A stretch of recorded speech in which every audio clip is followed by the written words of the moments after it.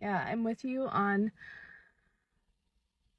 the idea of a large part of this being like the nervous system work and shadow work and working through trauma and like emotional processing, because I think of it as like, okay, the soul, the true self, the Atma resides in the inner heart, which is actually different than like the heart chakra or the physical heart, but I'll make a different video about that. But resides in the spiritual heart.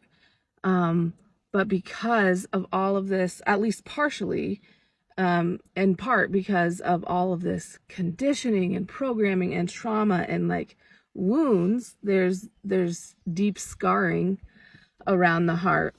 And that essence of us, that light, that spark of life is kind of contained there, but isn't necessarily shining outwards into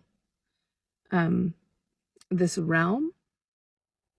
So like you can think of it literally and like metaphorically, because when you bring the fascia into it, so it's like working through like deprogramming and deconditioning and coming out of like that reptilian part of the brain where it's like fight, like this huge over response to fear, that fight or flight, softens up those channels enough that we can start contacting reconnecting, to our soul again.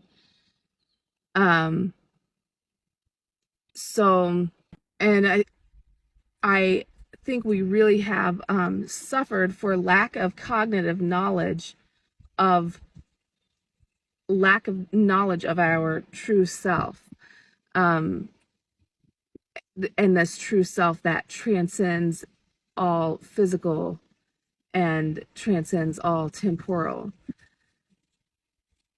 So I do speculate and ponder that that's the process of the fascia coming online as we reconnect to the soul and the inner heart. It's kind of like that idea of the lotus flower, like unfurling and opening up, and these channels start to open up, and the true light is able to start coming out through these channels. But first we have to be able to even become authentic enough and like soft enough and like baked enough to be able to start that process of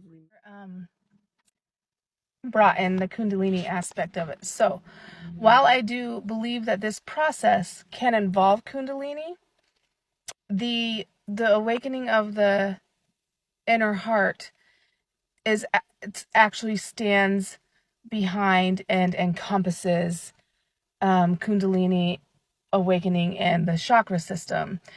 And this is okay, so here's why, and this took me years to even begin to like figure out it all. Kundalini and Kundalini awakening is still part of the mind-body complex. It's still part of the physical and subtle realms, and because of that, it's finite. It's still cyclical, and it's still part of the looping system. So like Kundalini in and of itself, it doesn't take you home. Essentially, it's biological. It's like your life force, but it's not the light of the inner heart.